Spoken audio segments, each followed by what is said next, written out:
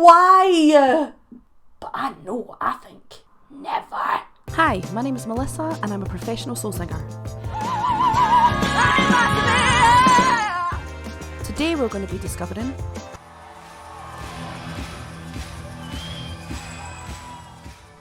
Well, hey there, my dudes. What's the happy haps? I hope you're having a beautiful day. And if anyone at all has interrupted your beautiful peace, you have mine and the rest of the world's permission to kick that person's head into their chest. Welcome back to another Soul Singer Discovers. Today we're going to be discovering a band called Dream Theater.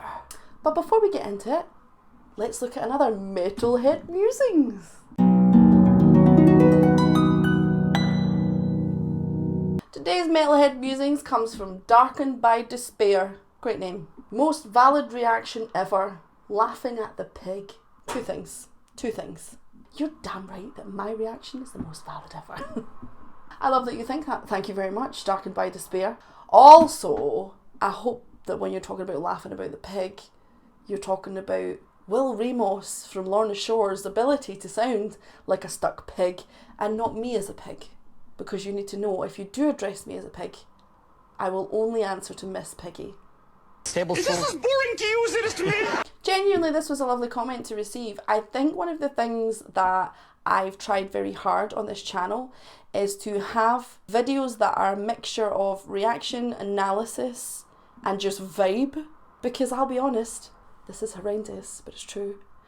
I kinda hate most reaction channels. What did he say? I kinda hate them. I'm not gonna lie to you. There's a lot of we've touched on this before. There's a lot of pandering. A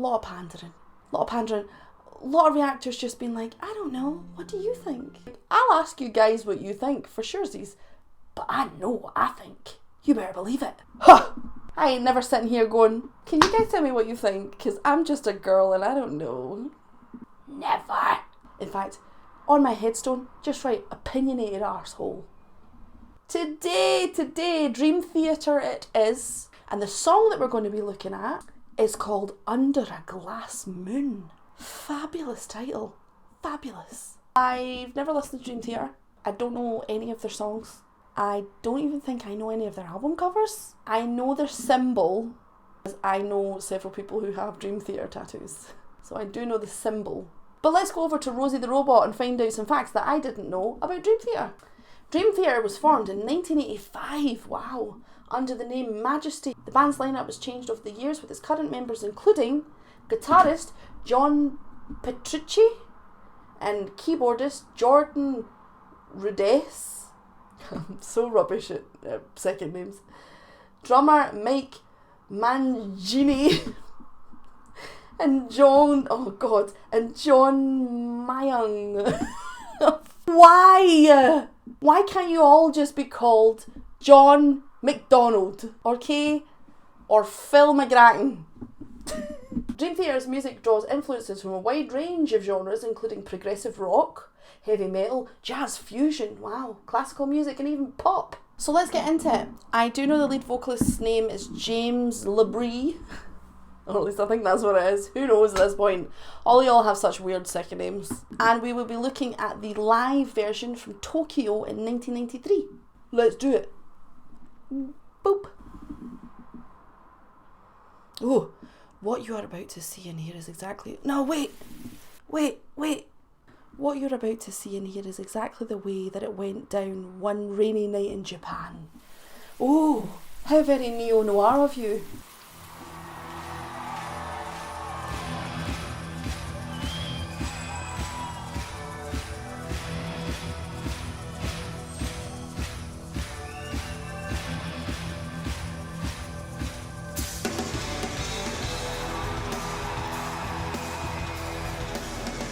Oh.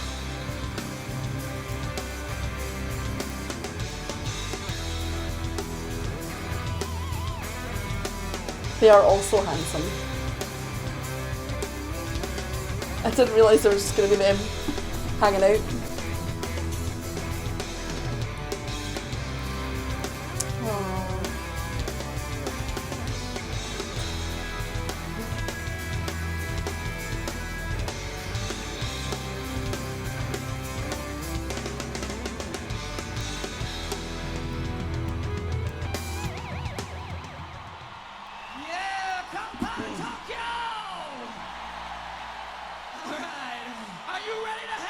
time. Great hair. Right. This is Art, Images and Words. This is Under a Glass Moon. Under a glass moon.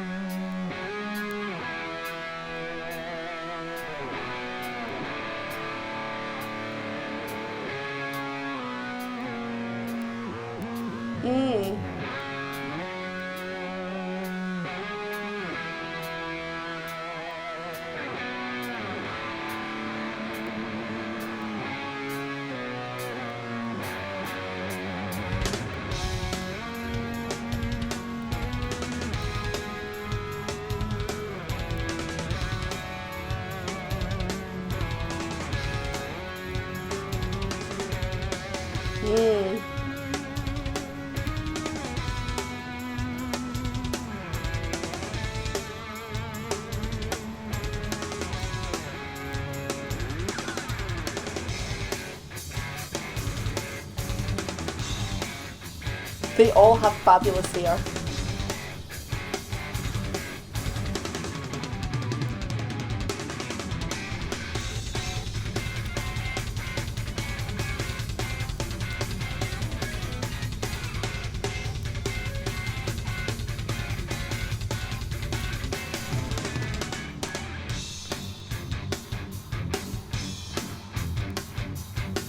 What's happening?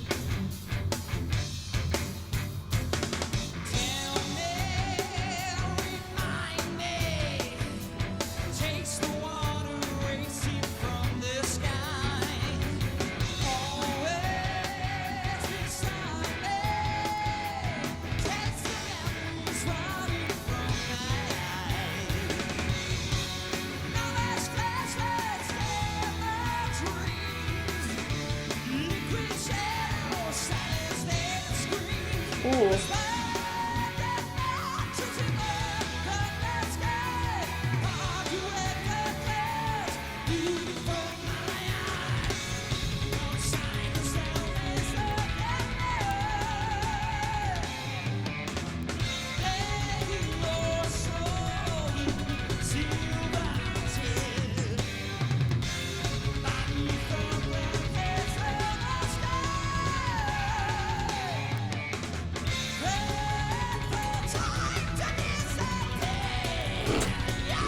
Ah. Okay, pausing. Okay, yeah, there's some really interesting harmonic ideas going on in there that I really like. I think personally, for me, this is just for me, if you put any Phrygian-esque, which is a real word, Phrygian inspired is probably the best way to put it, or any variation of double harmonic minor into anything you do, anything, I'm gonna love it. I'm gonna love it. It's the Evil Dead all over again. If you put that in your song, any of those very close intervals, yeah, I'm gonna love it. I'm gonna love the shit out of it. But there's just something so delicious about it. Maybe because a lot of my favourite jazz musicians used a lot of Phrygian in what they did. So yeah, I like some of those close intervals. They're fun to me. I'm not gonna lie, because that's not what we do here.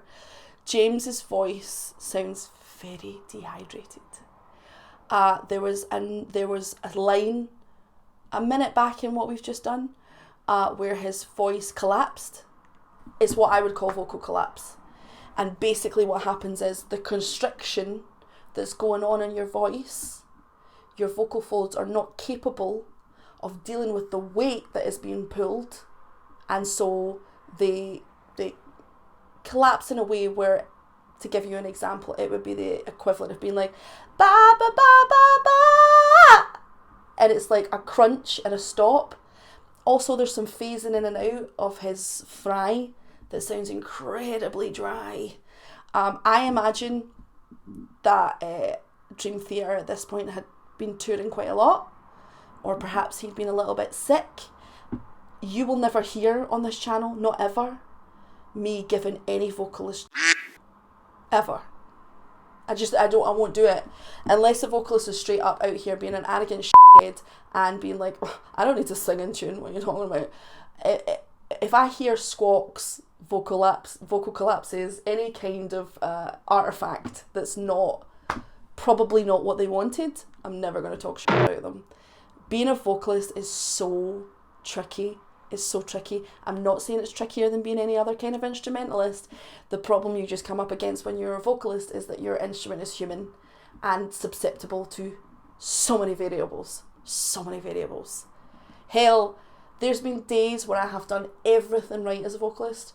I'm fully hydrated, I'm rested, I'm zen, I meditated, I did yoga, I didn't have any spicy foods, I ate fruit all day or something like that, and then you get to the gig and your voice is like, you thought this was going to be easy?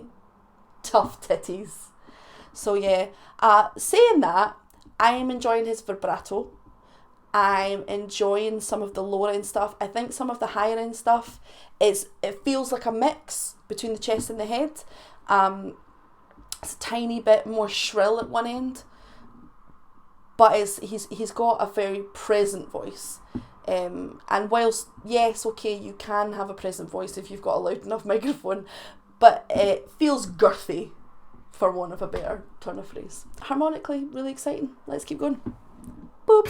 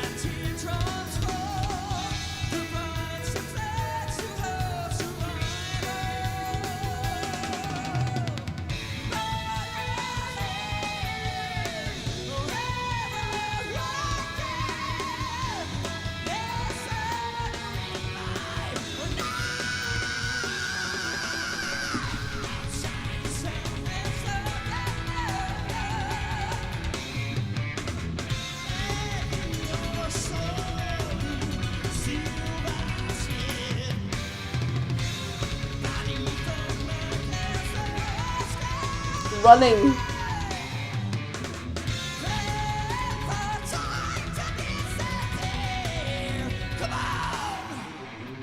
Oof. Oof. So many sections.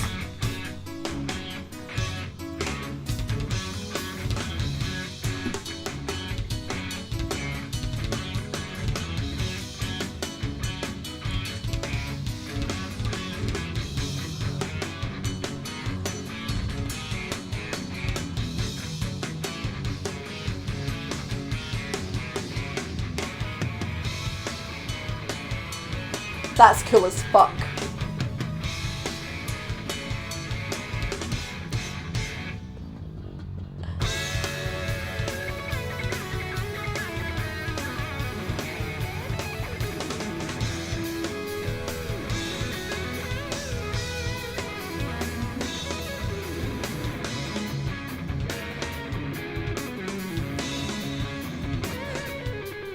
What is this, Prince, that's going on?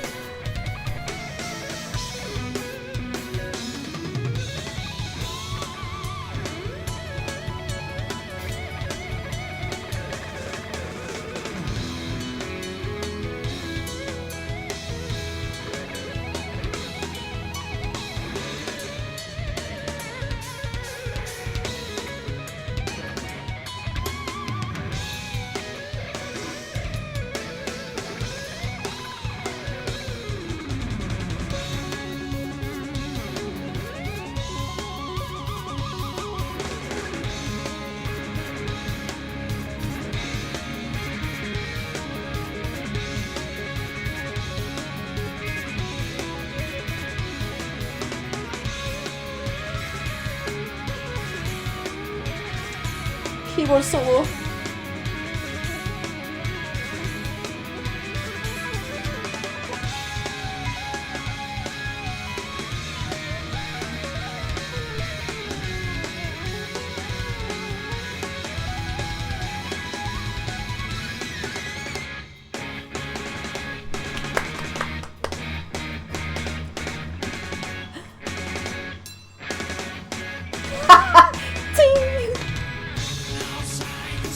Okay, pausing for just a second. Pausing for just a second. I love that. Da da da da da da da. Silence. Bing.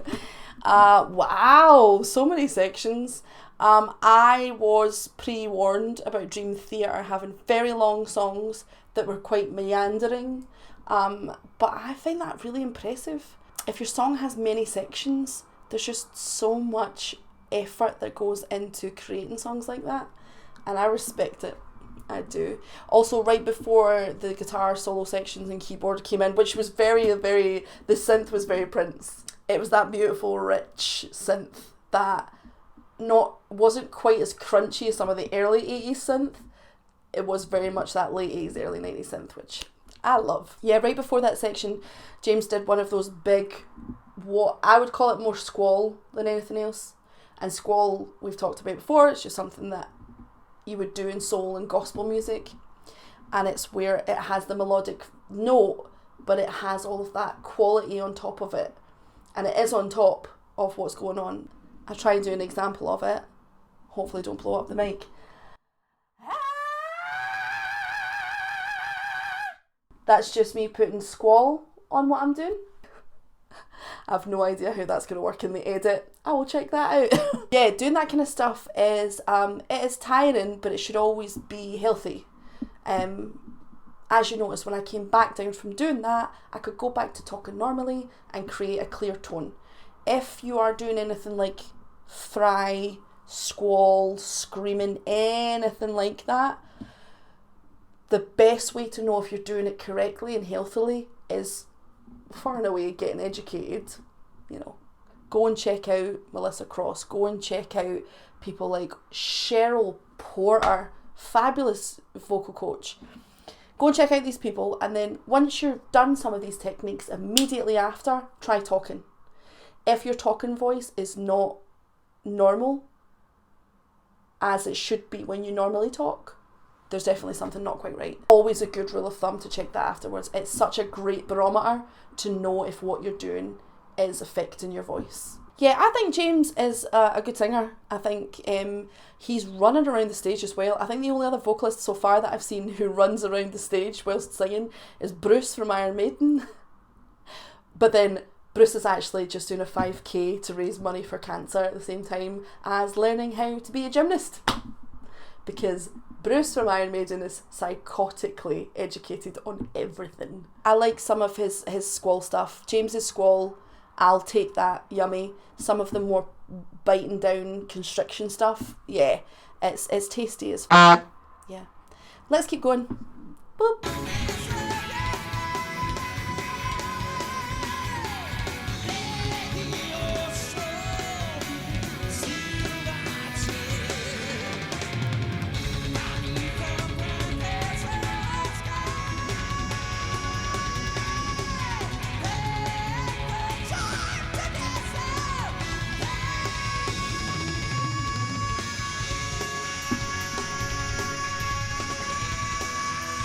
Woohoo!